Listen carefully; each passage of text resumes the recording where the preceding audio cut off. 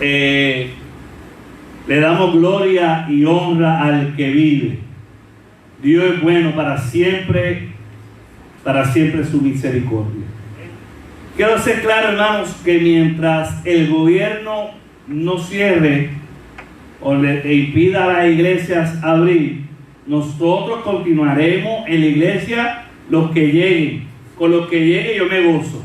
Amén. Así que créalo, téngalo firme, que mire, nosotros estamos siguiendo los protocolos debidos y por haber, según el establecido por el gobierno. Así que nosotros tenemos un proceso que estamos trabajando, vamos a seguir con los procesos, pero no vamos a quedarnos, no vamos a hacer lo que el enemigo quiere, que es que cerremos la iglesia. No, nosotros vamos a seguir en la iglesia mientras el gobierno nos lo permita. Tenemos todo requerido. Así que yo me quito la mascarilla porque estoy lejos de todos ustedes, pero tan pronto usted sabe que terminamos el culto, yo me la pongo. Así que todos los hermanos tienen sus mascarillas puestas y le damos gloria al Señor. Bien, hermanos, hemos llegado al último mensaje de Jesucristo a las iglesias del Apocalipsis. Hoy estamos en el versículo Apocalipsis capítulo 3, versículos del 14 al 22. Y vamos a hablar de la iglesia de Laodicea, la iglesia final de los tiempos. La iglesia de Laodicea es el mensaje último que Jesucristo hace a las iglesias. Y nosotros los que estamos viviendo hoy somos de la generación de la iglesia de Laodicea, la iglesia de los últimos tiempos.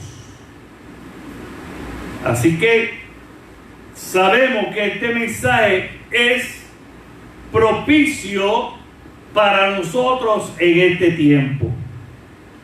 Y dice Apocalipsis capítulo 3, versículos 14 al 22, dice la palabra del Señor. Y escribe al ángel de la iglesia en Laodicea: he aquí el amén, el testigo fiel y verdadero, el principio de la creación de Dios. Dice esto: yo conozco tus obras, que ni eres frío ni caliente. Ojalá fuese frío o caliente, pero por cuanto eres tibio y no frío ni caliente, te vomitaré de mi boca.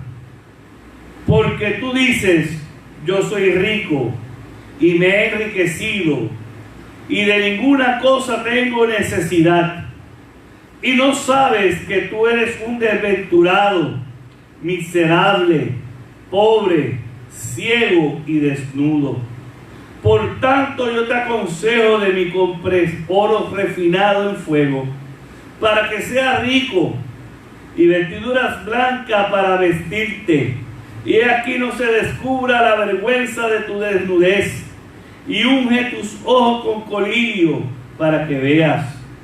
Yo reprendo y castigo a todos los que amo. Sé pues celoso y arrepiéntete. He aquí el que venciere, le daré que se siente conmigo en mi trono, así como yo he vencido y me he sentado con mi Padre en su trono. El que tiene oído, oiga lo que el Espíritu dice a la iglesia. Alabado sea el Señor. Bien, hermanos, vamos a orar. Vamos a presentar este mensaje. Vamos a poner un minuto de pie y vamos a decirle: Señor, háblame en esta mañana. Amantísimo Padre Celestial, venimos a ti, pidiéndote, Señor, que nos hables, que tú, conociendo nuestra necesidad, seas propicio a ello. Y permite, Padre, que podamos no ser solamente oidores, sino que podamos hacer hacedores de tu palabra. Oh Padre, te pedimos tu fortaleza de nuevo y que hablemos, Señor, con todo tu Padre, con toda fuerza, en el nombre de Jesús. Reprendo toda artimaña del enemigo y te pido que seas tú hablándonos de manera especial. En el nombre de Jesús. Amén. Puede sentarse, hermano. Vamos entonces a ir entendiendo el mensaje de Jesucristo a la iglesia de la Odisea. Como todo, me gusta dar un breve repaso, una breve pinceladas de la historia de la Odisea para que podamos entender. Acuérdense que cuando nosotros leemos la palabra del Señor, tenemos que ver el contexto histórico, tenemos que ver el contexto actual y cómo eso se representa en nuestra vida. La iglesia de la Odisea fue fundada por Antíoco II para el año 245 a.C. y se llamó la Odisea, esa ciudad fundada por Antíoco, por su esposa, en honor a su esposa Laodice. Así que, si nota, la Odisea viene del término del nombre Laodice, que era la esposa del fundador de esa ciudad, la Odisea. Esta ciudad estaba ubicada en un lugar próspero, Dios les bendiga, próspero, porque estaba ubicada en la intersección de dos rutas que venían de Asia hacia Europa, y era un punto de intercambio muy poderoso. Apocalipsis capítulo 3, 14 al 22. Así que, hermanos, note que esta ciudad tenía una importancia, y algo que tenemos que saber de la Odisea es que era un lugar donde ubicaban los bancos más importantes. Créanme que para esa fecha ya existían los bancos, ya existían los mercaderes de intercambio, donde habían prestamistas. Era un lugar donde abundaba el arte, pero sobre todo empezaron a trabajar con la lana y a hacer ropa de lana negra, y empezaron a mezclar colores con la lana, algo que nunca antes se había visto, y llamó la atención del Imperio Romano, de la gente rica de Roma, y comenzaron a adquirir todo tipo de ropa de lana. Así que, si vemos, hermano, es interesante ver que esta ciudad fue tan rica, sus habitantes eran tan ricos, porque había mucho trabajo.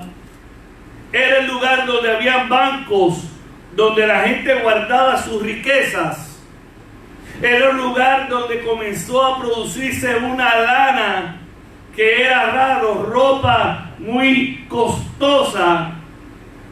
Por lo tanto, la ciudad era tan rica que en un momento dado, para el año 62 a.C., hubo un poderoso terremoto Y quiero decirle que todas estas iglesias que hemos hablado, estamos hablando de los que están en Turquía. El Asia Menor, cuando usted lee la Biblia, que dice el Asia Menor es Turquía. ¿Ve?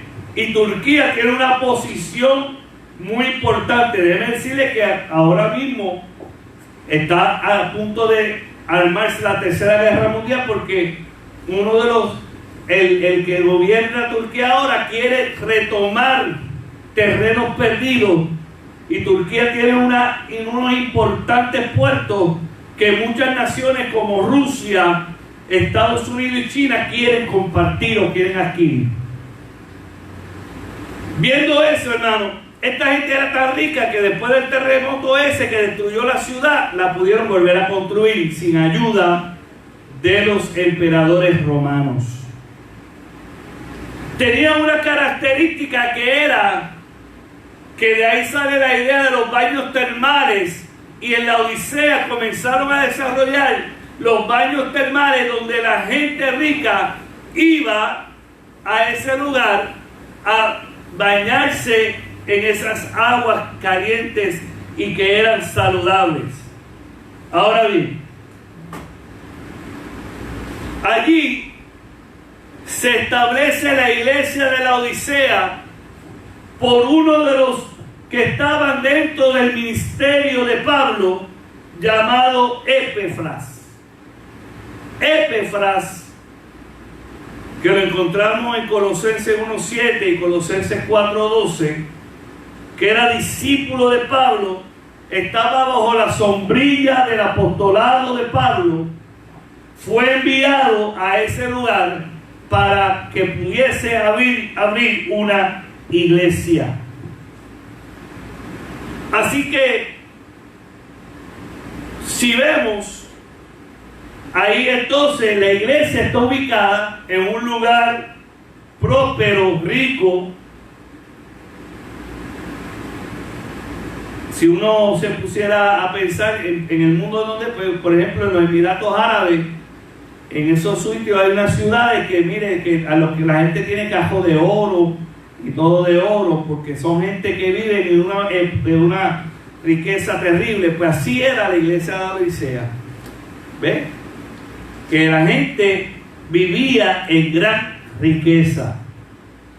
Y una de las cosas que los ricos piensan es que no tienen necesidad alguna, porque ellos pueden comprarlo todo. Y los ricos piensan que como tienen tanta riqueza, el mundo se doblega hacia ellos. Y Dios le da también un mensaje a los ricos de esa manera. Ahora, vamos a analizar lo que el Señor nos dice a través del mensaje de la Odisea. El mensaje de la Odisea, que está en el capítulo 13, versículo 14, Apocalipsis capítulo 3, versículo 14, Apocalipsis 3:14, nos va a hablar a nosotros de la condición de la iglesia en los últimos tiempos. Y yo, al estudiar esto, hermano, pude comprender que es completamente real lo que la Biblia señala de estos tiempos. Cómo la iglesia ha dejado y se ha cambiado. Y vamos a estudiar lo que dice Dios a la iglesia. Creo, hermano, que este mensaje es un mensaje que tenemos que nosotros poner a pensar cómo estamos nosotros espiritualmente hablando, cómo está mi vida delante del Señor, porque yo creo firmemente que somos la generación que veremos el levantamiento de la iglesia. Y Dios nos hace un llamado. A partir del año 2020, el mundo ha cambiado completamente. Y una de las voces que nos quieren callar es la iglesia. Y hay gente que dice, no, pero es que las redes sociales ahora es cuando más se predica de la palabra. Sí, eso es cierto. Porque también la Biblia dice que vendrá, aleluya, un mover en el mundo donde la gente no tendrá excusa, porque todo el mundo podrá escuchar la palabra del Señor. Y a través de los mensajes de las redes sociales, esas redes pueden llegar a países islámicos, países donde se prohíbe el evangelio, y puede llegar la palabra hasta allá. Y con la tecnología de la traducción, las personas pueden escuchar, pero ahora las redes sociales tienen un sistema que usted le coloca su idioma, y mientras la persona va hablando, ella va transcribiendo lo que usted está diciendo en su idioma. Así que los mensajes que nosotros podemos predicar, por eso yo estoy trayendo este mensaje también, y la gente en Facebook Live me puede ver, porque ellos pueden en cualquier parte del mundo, aunque no dominen el idioma, pueden poner translate y ellos pueden ver lo que yo estoy diciendo por la traducción escrita que se puede ver a través del Facebook Live. Ahora, eso no quita lo que es congregarse en el templo. No, y jamás y nunca será lo mismo. Ahora bien, vamos a ver lo que dice la palabra del Señor. En Apocalipsis 3:14 dice: y escribe el ángel de la iglesia en la Odisea, he aquí el amén, el testigo fiel y verdadero, el principio de la creación de Dios, dice esto: siempre Jesucristo se presenta a la iglesia según la condición de la iglesia. Y vamos a ver unos detalles de esa introducción que hace Jesucristo. Número 1, Jesucristo dice: he aquí el amén, el testigo fiel y verdadero. ¿Por qué Jesús se presenta de esa manera? Esa expresión subraya en la fidelidad de Dios, como el Señor Jesucristo lo es, donde todas las promesas que Él ha hecho son firmes e inconmovibles. Todo lo que Dios ha prometido a través de su palabra, con esa expresión que dice he aquí el amén, y amén significa así sea. El testigo, el que da fe a algo que se dice. Cuando usted lleva un testigo es para usted corroborar lo que está diciendo. Un término legal. El fiel, testigo fiel, uno que no cambia su decir. Y el verdadero, lo que representa, y vuelvo a decirle, es para que lo apunten, es que Jesucristo está diciendo que Él es fiel a todas las promesas que son firmes e inconmovibles. Él es el que garantiza el pacto, aleluya, el pacto eterno del Señor. Él es el que pacta con la iglesia. Nosotros, por nosotros mismos no podemos pactar, porque no tenemos autoridad legal para pactar. Cuando usted va a hacer algo legal, usted tiene que tener la autoridad legal para poder pactar. Yo puedo hacer un cambio de terreno porque yo soy el dueño. Si no fuera el dueño, no lo puedo hacer. Y yo pacto ese cambio. Y la otra persona pacta ¿qué? Cuando usted cambia de carro, hace eso. Cuando usted cambia, ¿verdad? Lo que es la autoridad, ¿verdad? Lo que es el permiso de las cosas, es porque usted tiene autoridad. Así que si vemos eso, en 2 de Corintios 1:20 dice: porque todas las promesas de Dios son en el sí y en el amén. 2 de Corintios capítulo 1 versículo 20.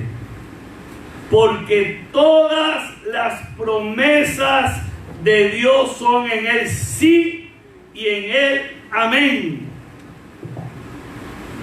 Si Dios dice algo, se cumple. No hay diablo, no hay demonio, no hay principado ni potestad que pueda, aleluya, cerrar una puerta que Dios ha abierto. Y si Él ha prometido algo, es inconmovible a retractarse. Porque Él dice que las promesas de Dios son en Él sí y en Él amén.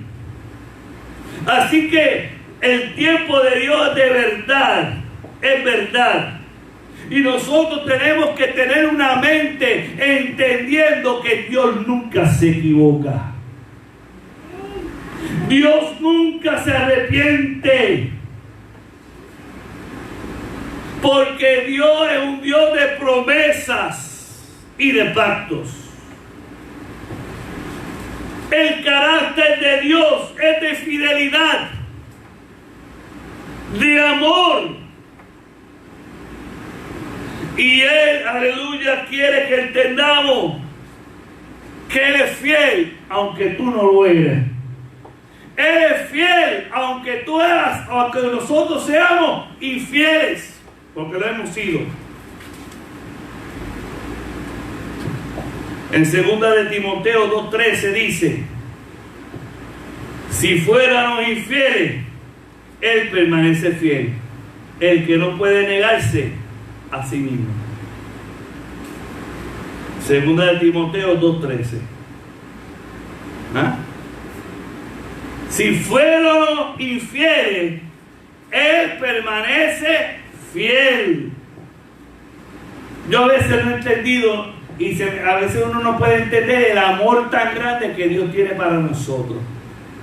Pero Dios nos ama, que aún nosotros siéndole infieles, Él permanece fiel, porque Él no puede irse contra su mismo carácter de fidelidad. Por eso el que se pierda no es porque Dios lo rechazó, el que se pierde es porque quiso perderse. Aleluya. Entonces, vemos entonces que el Señor también se describe como el principio de la creación de Dios. Esto no quiere decir, por supuesto, que Cristo fue creado antes que todos los demás, como algunos piensan. Tal como lo enseñaron los arianos en el pasado, los testigos de Jehová. Los testigos de Jehová cogen ese término que está ahí, un término ariano de un hombre que era un hereje, que dijo que Jesucristo fue la primera creación de Dios. No, eso no es lo que está diciendo el Señor. Por el contrario, lo que el Señor está diciendo ahí es que Él está por encima y desde el principio Él está en el asunto de la creación. Que Él tiene suprema autoridad porque Él fue artífice, Él fue, aleluya, el arquitecto juntamente de la Trinidad. Y yo quiero entender, que usted entienda bien, que Jesucristo no es otro Dios. Jesucristo es Dios. Dios encarnado como hombre. Que el Espíritu Santo no es otro Dios. El Espíritu Santo es Dios, que está para bendecir a la iglesia, para enseñar a la iglesia. Es nuestro paracleto. ¿Y hasta cuándo Jesucristo estará, el Espíritu Santo estará en la iglesia, en la tierra? Hasta que la iglesia sea levantada. El día que la iglesia sea levantada, arrebatada, y estaremos en el Señor, el Espíritu Santo no estará en la tierra. El Espíritu Santo estará en las bodas del Cordero, porque los tres que son uno estarán presentes en las bodas del Cordero. Alabado sea el Señor. Entendamos eso. Es el Creador. Y eso lo tenemos que entender cuando Él dice la palabra principio. Es un título divino idéntico al primero y al último. Cuando Él dice que Él estaba desde el principio, está diciendo un término legal de que Él fue el primero y es el que hizo las cosas. En otras palabras, cuando vamos al original escrito, ese término principio se refiere que como Él es el artífice de lo primero, Él fue el que creó lo primero. Y como dueño, Él tiene toda autoridad, porque Él creó todas las cosas. ¿Me entendió, verdad? Hasta ahí. Así que por eso Él dice eso. Si vamos a, aleluya, a Colosenses capítulo 1, 16. Porque en Él fue creada todas las cosas, las que hay en los cielos y las que hay en la tierra, visibles e invisibles, sean tronos, sean dominios, sean principados, sean potestades. Todo fue creado por medio de Él y para Él. Alabado sea el Señor. Así que todas las cosas que usted ve y las cosas que usted no ve, porque nosotros tenemos aquí un mundo físico y a la misma vez hay un mundo espiritual cohabitando y corriendo a la misma vez. Y ahí yo quiero que usted sepa, hermano, que muchas de las cosas que usted vive en su vida física es por consecuencia de la vida espiritual. Me explico. Cuando nosotros le servimos al Señor, nosotros estamos en medio de una batalla y de una guerra, donde el mundo espiritual contrario, yo lo hablé hace poco en la iglesia, esto, cuando el imperio de la oscuridad se enfrenta al imperio de la luz. Pero todo eso está sometido a Dios. No podemos subestimar el imperio del enemigo.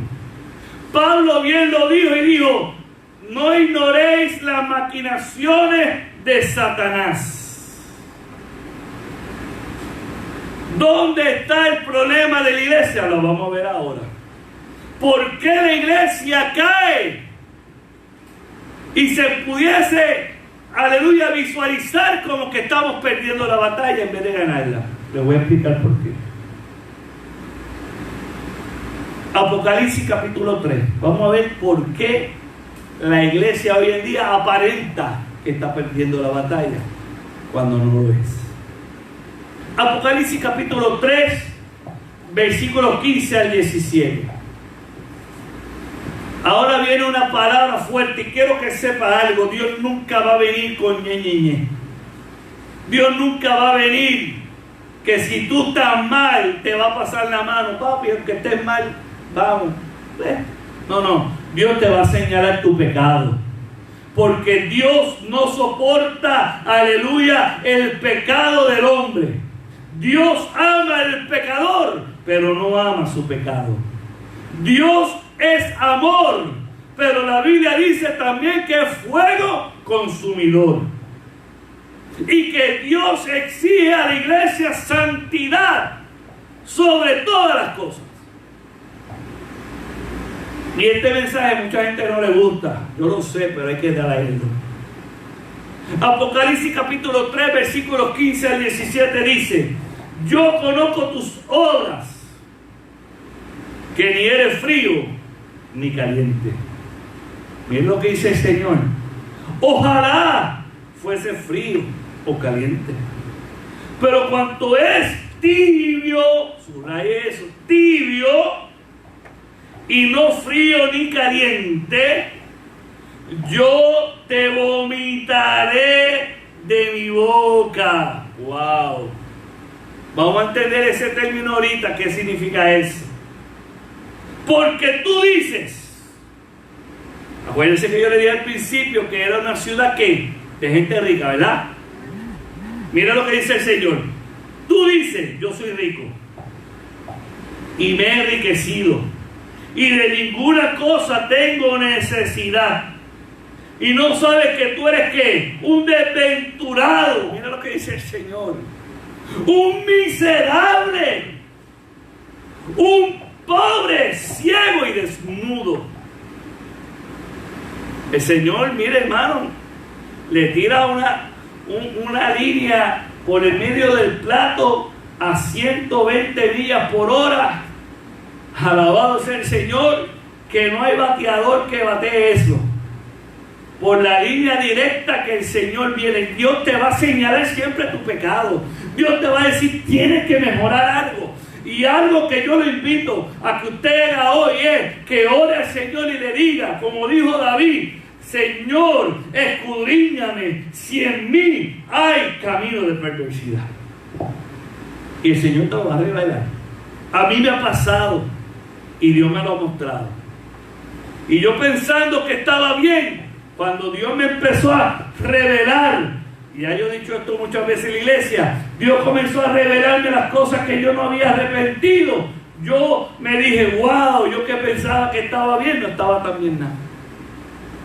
Porque el Señor es un Dios santo. Y cuando tú chocas con la santidad de Jehová, el Dios de los cielos revela en ti la verdad. Por eso Él dice, yo soy el camino, la verdad y la vida. Cuando tú caminas en dirección de Dios, el Dios de los cielos revela tu verdad. Y Él dice, uno a uno, vamos a ver. Dice, yo conozco tus obras, que ni eres frío ni caliente.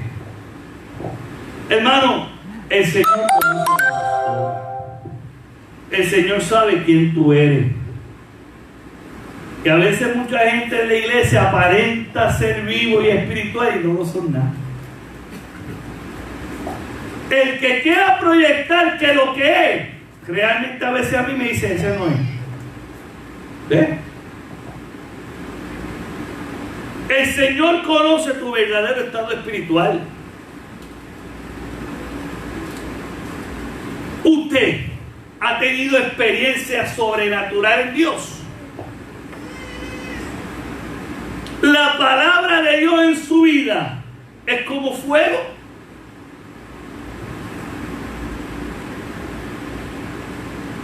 Porque un tibio, y lo digo desde ahora, ya esto lo voy a afirmar, un tibio es un religioso.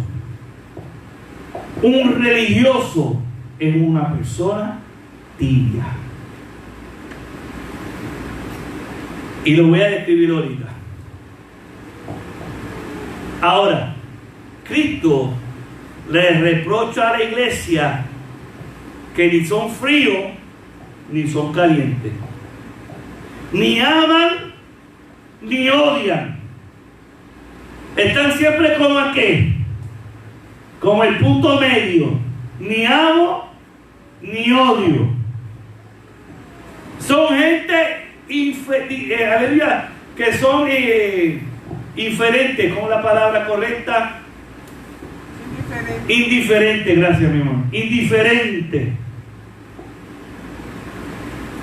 Si están contigo, está bien. Pero si tú no estás también, no le importas.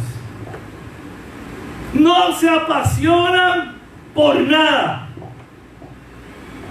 Ni por lo bueno, ni por lo malo.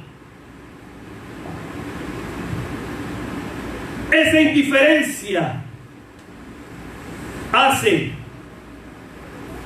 que no tengan pasión por las cosas del reino de Dios. Con frecuencia estas personas tienen problemas porque siempre andan en el medio, no hay extremos. Y Dios quiere que tú decidas, o eres caliente o eres frío. Porque la gente que son tibias, que no son ni frías ni calientes, juegan, le gustan las cosas del reino de las tinieblas y también le gustan las cosas del reino de la luz. ¿Ah? Yo conozco gente que pueden estar en una fiesta y beber cerveza, licor, darse par de palos y al otro día ir a la iglesia y adorar a Dios como si nada. Yo conozco gente que pueden tener relaciones sexuales el día anterior con gente que no son su pareja, en adulterio, en fornicación, lo que sea, como si nada, y al otro día ir a la iglesia y adorar a Dios, levantar las manos al cielo. De eso estamos hablando. Yo conozco gente que son unos tramposos y mentirosos en los negocios. Nunca hablan de frente, siempre hablan medias mentiras y buscando cómo treparse y subir escalando. No es la forma correcta, pero son gente que de vez en cuando van a la iglesia. ¿Ven? De eso estamos hablando. Gente que puede estar un par de tiempo en la iglesia y buscando de Dios y después desaparecer, estar 4, 6, 7, 6 meses en el mundo por allá sin ir a ninguna iglesia. Pero cuando se le aprieta un problema, arrancan y cogen a la casa de Dios. Como también he conocido gente que van a la iglesia porque están solteros, solteras, a buscar un hombre o una mujer para casarse. Porque saben que allí las mujeres son dignas, son respetuosas. Y están un tiempo y arrancan y están un jato allá y un jato acá. Y así están. Si vemos un ejemplo de la Biblia, ¿quién era frío ni caliente? Es Judas. Judas el Iscariote, estando con Dios, amaba a Dios, pero también amaba ¿qué? La riqueza. Y Judas el Iscariote era el tesorero del ministerio de Jesucristo. Y Judas muchas veces reveló el amor al dinero antes que las cosas de Dios. Y a veces amaba a Dios y a veces amaba ¿qué? Porque cuando aquella mujer derramó el alabastro en los pies de Jesucristo, algo que costaba carísimo. Cuando vemos el ungüento que aquella mujer le derramó a Jesucristo en los pies, y con su pelo, dice la Biblia, que empezó a enjuagar los pies de Jesucristo, Judas Iscariote se levantó y dijo: esto es una gran pérdida. Si hubiese cogido eso y en vez de derramarlo en los pies de Jesucristo, lo hubiésemos vendido, ¿cuánto dinero hubiésemos sacado para el ministerio? Y Jesucristo le tuvo que llamar la atención. ¿Por qué? Porque era tibio. Porque estaba en las cosas de Dios, pero también pensaba en las cosas del mundo, de la riqueza, antes que el reino de Dios. Jesucristo le hace un señalamiento terrible a la iglesia. Le dice: por cuanto eres tibio y no frío ni caliente, te vomitaré de mi boca. Wow, hermano, qué terrible. Yo estoy seguro que todos los que estamos aquí en algún momento hemos comido algo que ni estaba frío ni caliente y nos cayó tan mal. Y empezamos a sentir un malestar terrible. El jíbaro dice: estoy embuchado. El jíbaro puertorriqueño: estoy embuchado. Estoy repitiendo las cosas. Pero es un malestar que no te deja dormir, que no te deja descansar. Y Jesucristo se siente así con esta gente que no lo deja. Esta iglesia estaba en peligro. El Señor le dice: te vomitaré de mi boca. Literalmente le dice a la iglesia: estoy a punto de vomitarte. La implicación es, si no había un arrepentimiento genuino, la amenaza se iba a cumplir inmediatamente. Por eso yo le digo que la iglesia de estos tiempos dice: si no cortase los tiempos, nadie sería salvo. Como anteriores ocasiones Jesús le señala, pero este señalamiento que Jesús le hace a la iglesia de Laodicea es la más contundente y la más fuerte de todas. La iglesia de Laodicea, tristemente, así enfermará el Señor. Porque la molestia que el Señor le generaba era tanta que él no podía soportar la tibieza que es insoportable para Dios. Porque Dios, escúchenme bien, hermano, esto: Dios es un Dios celoso. Él no comparte a sus hijos ni su gloria.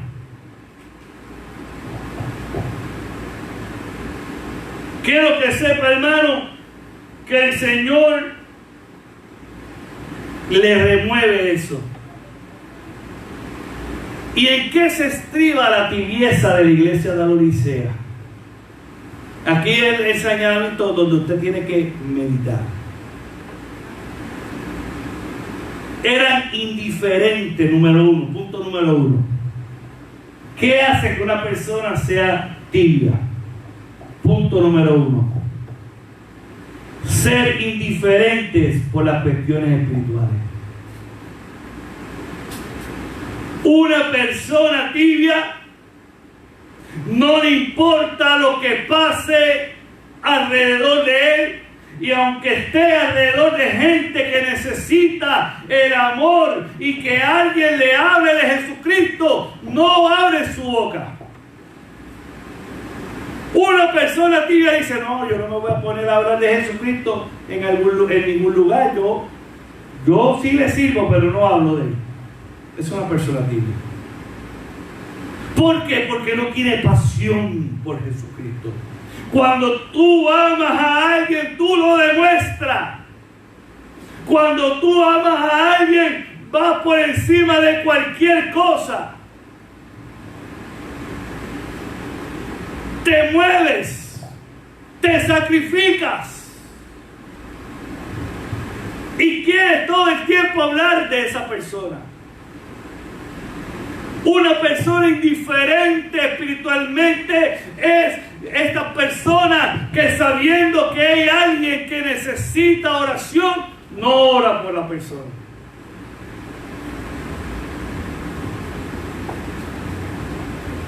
Que no le importa estudiar la palabra de Dios.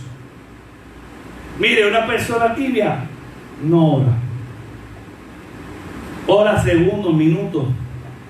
Una persona tibia no escudriña la palabra de Dios. Se conforma con lo que escucha en la iglesia.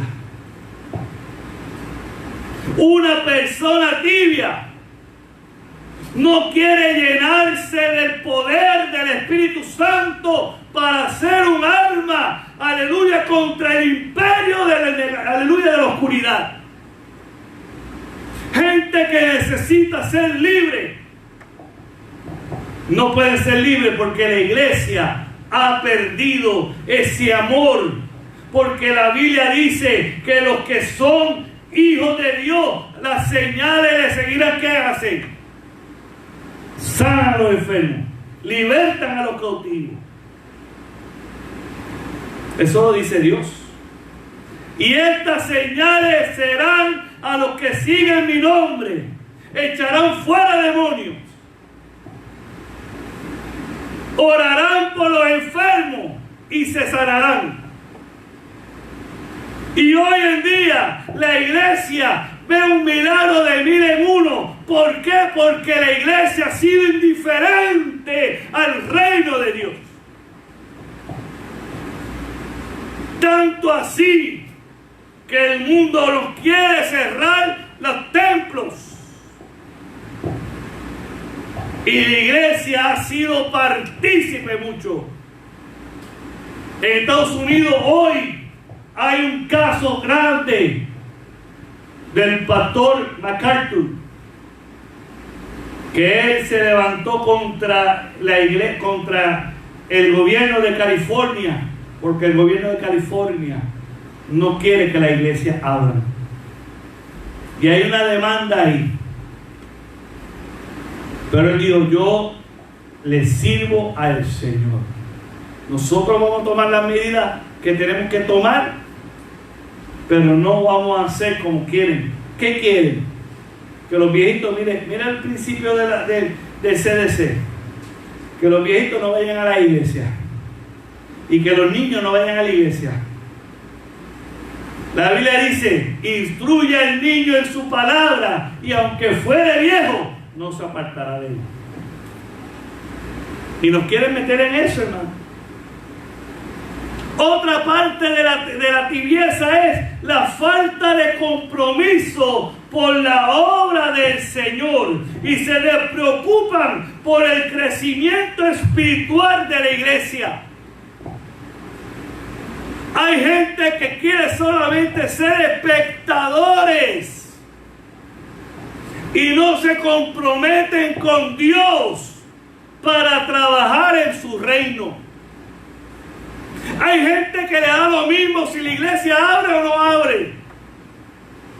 Hay gente que le da lo mismo, aleluya, de que si pasa o no pasa. No hay compromiso. Y eso es bien peligroso. Y es una de las cosas que más está pasando en la iglesia. La gente no se quiere comprometer con el Señor.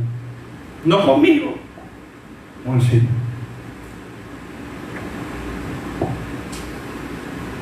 Han perdido el sabor y el gozo del Señor. Ya no son sal, son piedras de sal. Miren lo que es diferente: sal y piedras de sal. ¿Por qué? La palabra de Dios dice que una piedra de sal es de aquellas personas que se pasan mirando ¿a qué? Al pasado. El ejemplo, la mujer de Lot. Dios le dijo: salgan huyendo y no miren para atrás. Y la mujer de Lot, su corazón y su mente estaban en lo que estaba en Sodoma y Gomorra. Y cuando la Biblia dice que cuando ella miró para atrás, se convirtió en ¿qué? En una estatua de sal, en una piedra de sal. Y hay cristianos que se pasan, aleluya, pensando en el pasado. No, cuando yo estaba en las cosas del mundo no tenía tantos problemas, todo me iba bien, no tenía tanta crisis, y ahora que le sirvo a Dios es cuando más problemas tengo, cuando más crisis tengo. Y siempre están, aleluya, como Israel, pensando en el ajo y la cebolla que dejaron aleluya, en Egipto. Y hay gente que es así, siempre pensando en lo que era la mundanalidad. Para colmo, hermano, una persona que es tibia es una persona que ama lo del mundo, que vive por el mundo. Es un cristiano, y voy a ser duro aquí, hermano, lo voy a decir como Dios lo puso en mi corazón, que no son entregados completamente a Dios. En la iglesia hay dos tipos de personas: los que son convertidos Y yo soy, hermano, creyente de los que son convertidos, nunca vuelven atrás. Los que son convertidos nunca abandonan el reino de Dios. Nunca, aleluya, dejan de congregarse.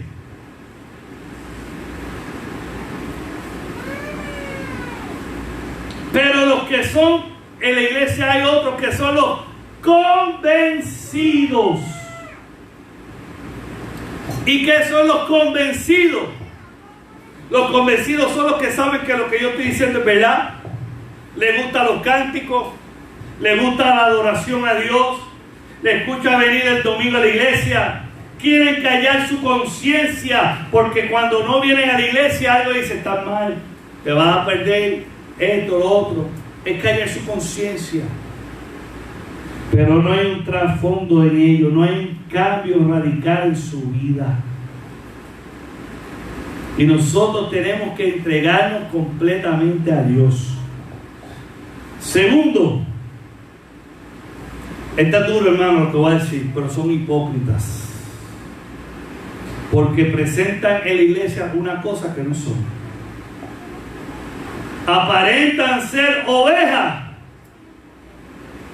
pero son lobos cuando no están en la iglesia. Son hipócritas. Son gente falsa. Son gente mecánica. ¿Por qué mecánico? ¿Qué quiero decir con esto? Tienen una costumbre. Yo quiero que sepa algo, hermano. Yo cada vez que vengo a la iglesia vengo con una expectativa de ver la gloria de Dios. Si todos nosotros llegáramos a la iglesia con una expectativa de ver la gloria de Dios, y no soy mecánico, ¿qué mecánico? Voy los domingos a la iglesia, voy. Me toca ir el domingo a las 9:30, esa es mi responsabilidad. Llego aquí, alabo a Dios, gozo a Dios, pero no tengo deseo de que la gloria ni la chequina de Jehová llene la casa. Estamos haciendo las cosas por repetir, por costumbre. No como David, que decía, entrar con sus puertas con acción de gracia. David nos enseña la actitud, que yo tengo que llegar al templo, no porque tengo que ir, no porque tengo que cumplir, no, es porque cuando yo llego con actitud de alabanza, de gloria, de agradecer a Dios las grandes maravillas que ha hecho en mi vida.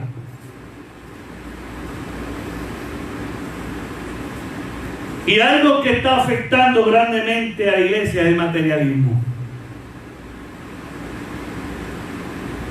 Quieren definir mi espiritualidad por lo que tengo económicamente. Y por eso el Señor los llama, que ustedes se creen ricos. Ustedes que se creen ricos. ¿Ah? Por eso el Señor le dice, ustedes que dicen ser ricos, y me he enriquecido y ninguna cosa tengo de necesidad. Esta era la pregunta, este era el mensaje, el sentimiento de la Odisea, que eran ricos, que no tenían necesidad de ninguna cosa, que pensaban que con la riqueza lo podían adquirir todo. ¿Dónde está tu confianza en el día de hoy? Es la pregunta. ¿En tus riquezas? Pues quiero decirte algo. Vienen tiempos que ni la riqueza, ¿saben cuánta gente rica hasta enero del 2020 había? Muchos. Pero a partir de la pandemia, sus riquezas se le han ido de las manos. Gente que eran dueños de hoteles, gente que eran dueños, aleluya, de restaurantes, gente que era dueño de negocios y ahora tiene que estar cerrado, dueños de cine, aleluya, artistas que eran ricos y ahora se están viendo, aleluya, volviéndose locos porque su riqueza se le ha ido de las manos. Solamente el menos de 1% de los habitantes de la tierra, 0.002%, se han hecho más ricos. Los demás han tenido grandes pérdidas. Por eso el Señor le dice: eres pobre, eres bienaventurado. Ese materialismo que creían los ricos va a ser su condenación. En el caso de la iglesia de la Odisea era un problema porque ellos tenían la mentalidad de que por ser ricos podían alcanzar la salvación. Y el Señor le advierte, y voy acelerando porque el tiempo se me ha ido. El Señor le dice: tú eres un desventurado, miserable, pobre, ciego y desnudo. El Señor le está diciendo que sus riquezas, que era una falsa sensación de seguridad. Y aquí lo que yo quiero que entienda, hermano, hay gente que cree que porque tienen y conoce gente poderosa, o porque tienen contacto, o porque tienen X o Y, o porque tienen riqueza, tienen su vida asegurada. Y el Señor le dice que Él es el dueño del oro y de la plata, que Él quita reyes y pone reyes. Una de las empresas más poderosas en el mundo era la Kodak. Se creían intocables, pero no aprendieron a cambiar según los tiempos. Se quedaron atrás, llegó la tecnología y una empresa que era la más poderosa del mundo se tuvo que ir a bancarrota. Cójase Sears, cójase JCPenney, tiendas poderosas, cójese uno de los bancos más poderosos del Brothers de Estados Unidos, que era uno de los bancos más poderosos del mundo, y en el 2008 explotó. Cayman, todo eso, amén. Así que, hermano, tenemos que entender que nuestra confianza no puede estar puesta en las cosas del mundo y las materias, porque eso viene y eso va. Por eso todo lo que ellos pensaban que eran, aleluya, gente aventurada, gente beneficiosa, gente que tenía toda la vida planificada, el Señor dice: eres desventurado, porque de esa riqueza te voy a quitar y te voy a hacer un desafortunado. Te voy a robar y te voy a quitar la paz. El Señor le dice: eres miserable. Ellos que se creían, aleluya, que tenían todo, que se jactaban de la comida, de la ropa, de todo, el Señor dice: vas a ser miserable. Eres rico y te voy a hacer pobre. Te crees que ves mucho porque la gente quiere tener mucha información y vas a ser ciego y desnudo. Cuando vemos eso, hermano, el Señor le hace un tremendo señalamiento. El Señor le dice: yo te aconsejo que de mí compres oro refinado en fuego para que seas rico. ¿Qué le dice el Señor con eso? El Señor le está diciendo que para ellos ser verdaderamente rico, cuando dice oro refinado en fuego, está hablando de santidad. Está hablando de, aleluya, de la gracia del Señor. El Señor le está diciendo: si tú quieres verdaderamente ser rico, sé, aleluya, santo. Llénate de mi gracia. Porque el oro representa a Dios. Y cuando es refinado por el fuego, aleluya, un oro que está limpio, un oro que es puro, un oro que no tiene ningún tipo de contaminación. Y eso solamente es, aleluya, santificación. Y tenemos que llegar a Él. Tenemos que buscar, y como se lo dice a una ciudad que es mercantil, le dice: compra. En otras palabras, preocúpate por tener santidad y mi gracia. Eso es lo que Dios nos está diciendo hoy. Preocupémonos por ser santificados. Preocupémonos porque estemos llenos de la gracia del Señor. Por eso en Isaías 55:1 dice: a todos los sedientos, venid a las aguas. Y los que no tienen dinero, venid, comprad y comed. Venid y comprad sin dinero y sin precio vino y leche. Aquí nadie puede vender la gloria de Dios. Aquí nadie puede decir: no, ven, dame 1,000 pesos y yo te voy a dar una gracia, te voy a bendecir, te voy a hacer prosperar. Mentira de Satanás. Hoy muchos mercantiles, aleluya, del reino, que se dicen ser pastores y apóstoles, quieren venderte su unción, cuando esa unción no viene de Cristo. Porque el diablo también hace señales y prodigios, y dice que los tiempos finales harán prodigios y señales que aún a los elegidos engañará. El que te venga con esa historia de dame 1,000 pesos para darte unción, dame 1,000 pesos, 2,000 para orar, aleluya, para que tu hijo o tu hija sea sano, o para restaurar tu matrimonio, repréndelo en el nombre de Cristo. Uno nunca debe de vender. Uno tiene que venir a los pies del Señor.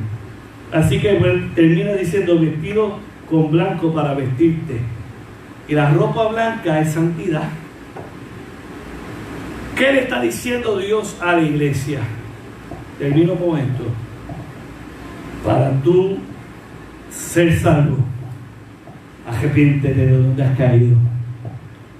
Verifica que no seas tibio. El Señor te invita a ser frío o caliente. Yo te invito a que seas caliente. ¿Y cómo yo puedo ser caliente? Llenándome el fuego de Dios, anhelando cada día ver su gloria, cada día, aleluya, tener hambre y sed de Dios, no ser indiferente a la necesidad espiritual tuya y de los que están alrededor tuyo. Ora, ayuna, busca la gloria de Dios, escudriña la palabra. Pídele a Dios ser santo, santifícate por completo, que el amor de Dios te llene, que puedas extender en misericordia a los necesitados. Y el Dios de los cielos te va a bendecir. Cuando dice límpiate con, aleluya, con esa, aleluya, con colirio, unge tus ojos con colirio. Colirio es un ungüento que algo que se me olvidó decirle, que en la Odisea estaba en una de las escuelas de medicina más importantes de aquella época. Los grandes descubrimientos médicos en aquella época eran de la salida de la ciudad de Odisea, que tenía una universidad de médicos.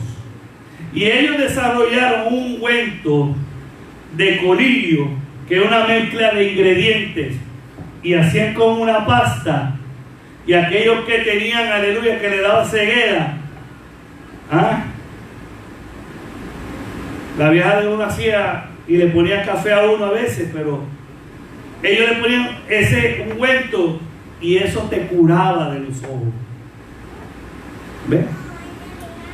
Y el Señor le dice: úntate de eso, úntate de mi espíritu, que mi sangre te limpie tus ojos. Así que el Señor dice, y esto es bien importante, hermano: yo reprendo y castigo a todos los que amo. El Señor quiere rectitud en nuestras vidas. Y como tú como padre a veces le metes un cantacito al hijo tuyo porque está haciendo las cosas mal, el Señor también lo hace. Pero Él lo hace porque te ama y quiere corregir tu vida. Hoy es el día de agradecerle a Dios por su amor. Amén. Terminamos. Vamos a orar. Alabado sea el Señor. Hemos terminado esta serie, hermanos, de mensajes de la iglesia del Apocalipsis. Dios es bueno y seguimos confiando en Él. Oramos. Padre, Tú conoces nuestras necesidades donde hemos caído. Te pedimos, Señor, que Tú seas bendiciendo, Señor, a Tu pueblo. Que Tú que nos conoces, Señor, escudriñe nuestro corazón, nos revele dónde hemos caído y que podamos ser limpios en Ti. Gracias, Padre, por Tu amor. Te lo pedimos en el nombre de Jesús. Amén.